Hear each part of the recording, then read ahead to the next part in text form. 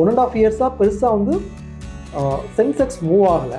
But at the same time வந்து கம்பெனிஸோட earnings increase ஆகிட்டே இருக்குது. அப்போ என்ன ஆகும், இந்த ஓவர் வேல்யூவேஷன் கேப் வந்து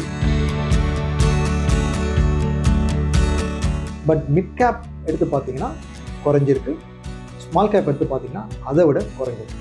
காரணம் என்னென்னா 2024 ஸ்மால் கேப் அளவுக்கு இது வந்து ரிஸ்க் கிடையாது. அட் த சேம் டைம் வந்து லார்ஜ் கேப்பை விட பெட்டராக க்ரோ ஆகிறதுக்கான பாசிபிலிட்டிஸ் இருக்குது. ஸோ இப்போ நீங்கள் இந்த அனாலஜி எடுத்துகிட்டு பார்த்தீங்க அப்படின்னா ஸ்மால் கேப்பில் இருக்கக்கூடிய பிக்கெஸ்ட் ரிஸ்க் என்ன அப்படின்னா கொலாப்ஸ் ஆகிறதுக்கான வாய்ப்புகள் அதிகமாக வந்து இருக்குது. ஸ்மால் கேப்பில் தான் நிறைய கலாமிட்டிஸ் வந்து நடக்கும்.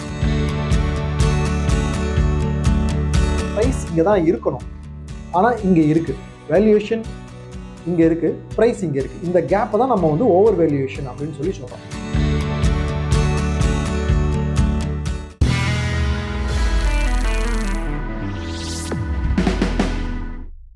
நேயர்களுக்கு வணக்கம்.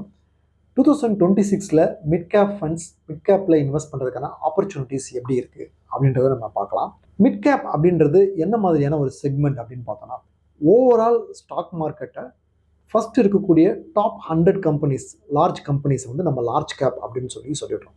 101 250 வரைக்கும் இருக்கக்கூடிய 150 கம்பெனிஸை நம்ம மிட் கேப் அப்படின்னு சொல்கிறோம்.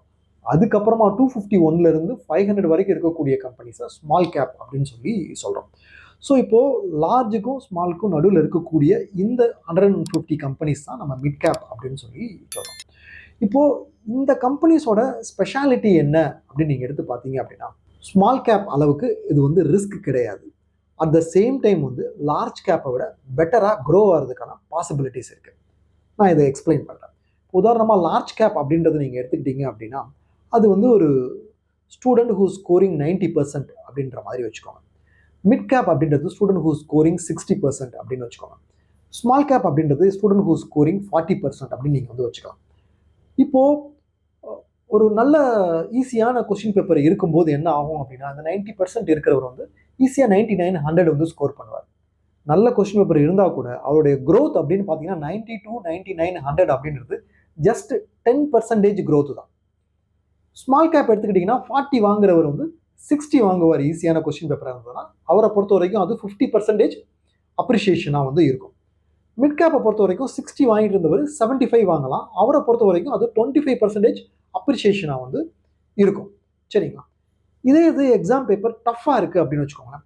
90 இருக்கிறவர் என்ன பண்ணாலும் அவர் வந்து 60% ப்ளஸ் ஃபஸ்ட் கிளாஸ் வந்து வாங்கிடுவார். 60% இருக்கிற மிட் கேப் வந்து என்ன ஆகும் அப்படின்னு பார்த்தீங்கன்னா, எப்படினாலும் பாஸ் ஆகிடும், 40% ப்ளஸில் வந்து நிற்கும். பட் ஸ்மால் கேப் வந்து என்ன ஆகும் அப்படின்னா ஃபெயில் ஆகிறதுக்கான வாய்ப்பு இருக்குது.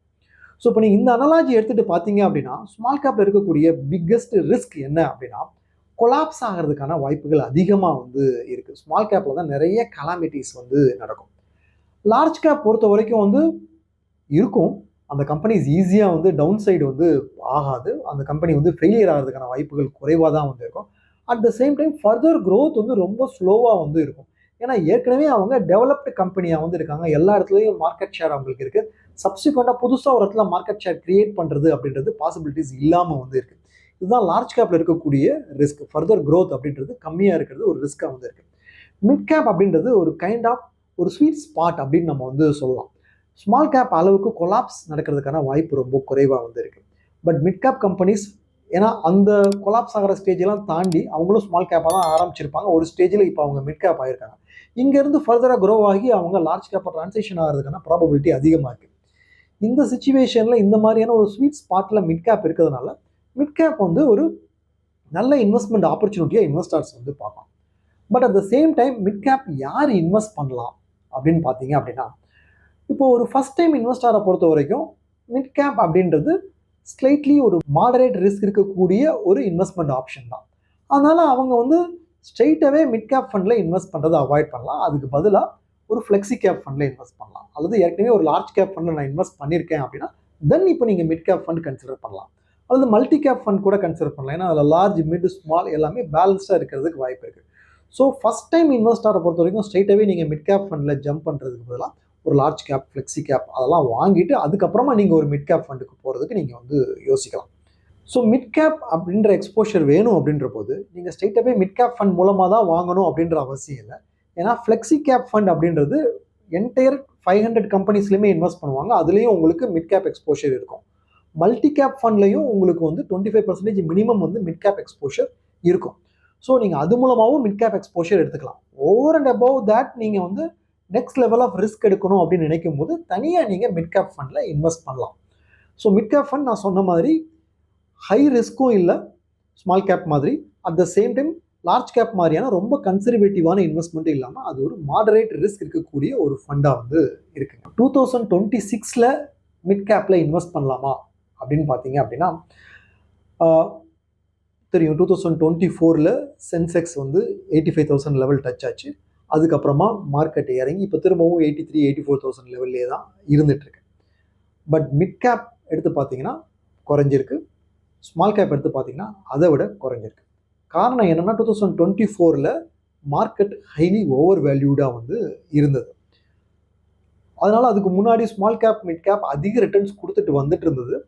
2024 2025 ரிட்டர்ன்ஸ் எடுத்து பார்த்தோம் அப்படின்னா 2025 எஸ்பெஷலி எடுத்து பார்த்தீங்கன்னா ஸ்மால் கேப் அண்ட் மிட் கேப்பை விட லார்ஜ் கேப் தான் அதிக ரிட்டர்ன்ஸ் கொடுத்துரும். ஏன்னா லார்ஜ் கேப் தான் வந்து இப்போ ஃபேர் வேல்யூவேஷன் ரேஞ்சில் வந்து இருக்குது.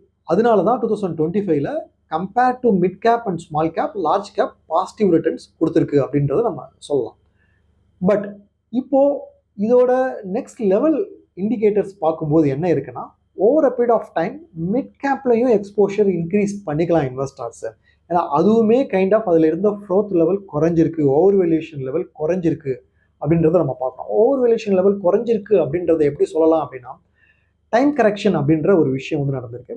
ஏன்னா முன்னாடி வந்து ஓவர் வேல்யூவேஷனில் இருந்தது, என்ன ப்ரைஸ் இங்கே தான் இருக்கணும், ஆனால் இங்கே இருக்குது, வேல்யூவேஷன் இங்கே இருக்குது, ப்ரைஸ் இங்கே இருக்குது. இந்த கேப்பை தான் நம்ம வந்து ஓவர் வேல்யூவேஷன் அப்படின்னு சொல்லி சொல்கிறோம். 1.5 இயர்ஸாக பெருசாக வந்து சென்செக்ஸ் மூவ் ஆகலை.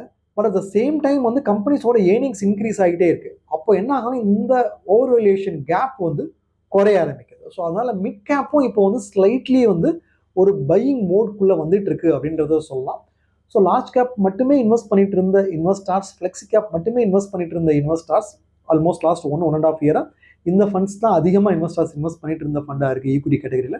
சப்சிக்வெண்ட்டாக மிட் கேப்பையும் அவங்க கன்சிடர் பண்ண ஆரம்பிக்கலாம். ஏன்னா நெக்ஸ்ட் லெவல் ஆஃப் லார்ஜ் கேப்க்கு அப்புறமா நெக்ஸ்ட் க்ரோ ஆகிறது மிட் கேப்பாக இருக்கும். மிட் கேப்க்கு அப்புறமா தான் ஸ்மால் கேப்பில் ரேலி வரும்.